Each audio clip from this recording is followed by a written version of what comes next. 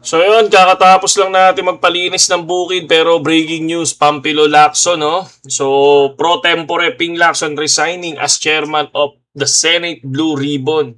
Sana ibalik si Marco Reta, no? So sana at least kahit papaano, di ba? So sino ba magiging next dito mga idol, di ba? Ano, hindi na ba kinaya? So talagang nagtuturuan kasi, no? Hindi natin alam ano mangyayari dito pero again, sana maganda kalabasan mga idol, di ba?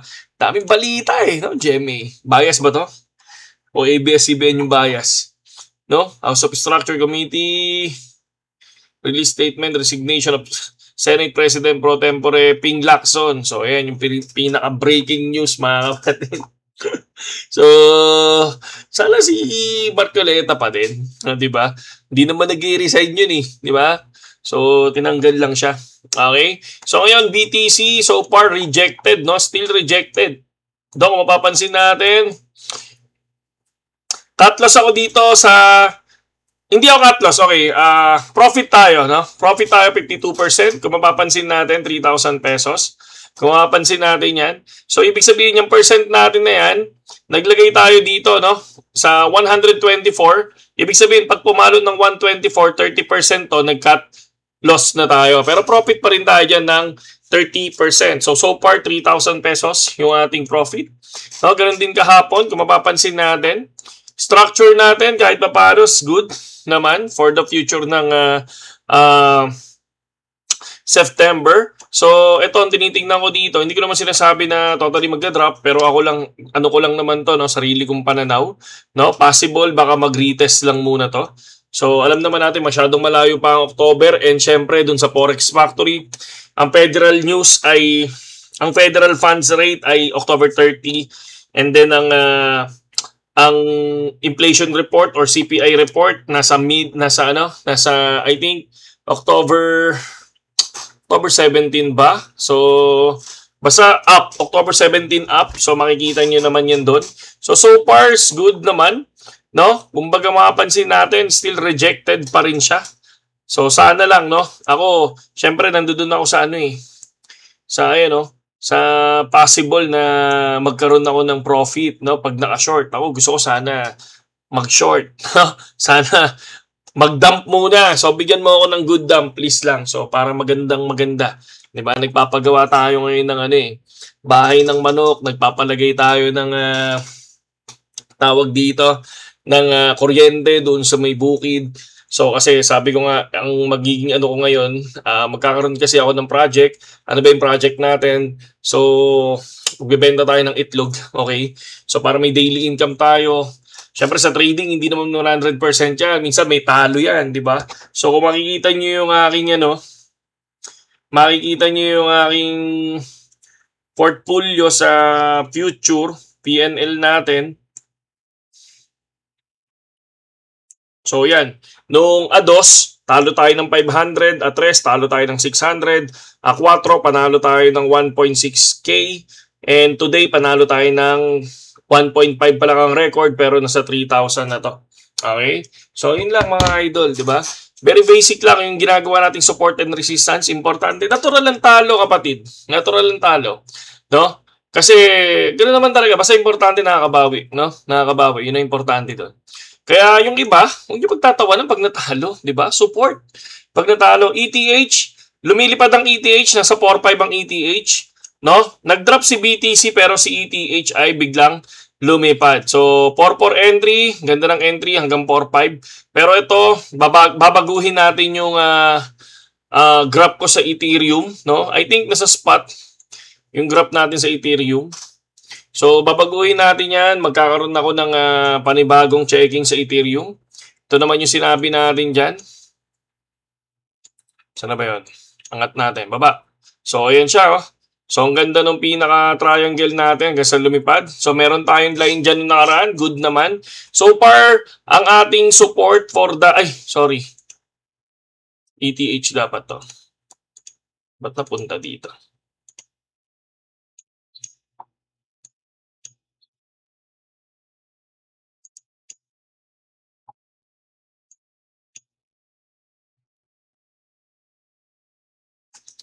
Sorry.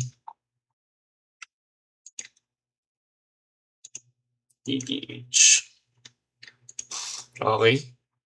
4.5. So, kung titignan natin, eto siya. Sabi natin, wala pa to ha. So, kasi ako dito sa 4,754, dyan ang entry ko para mag-short position. So far, lumilipad pa siya. Pero pag umabot ng 4,754 yan, mag-short ako dyan. And then, magka-cut loss na lang ako ng 20% here.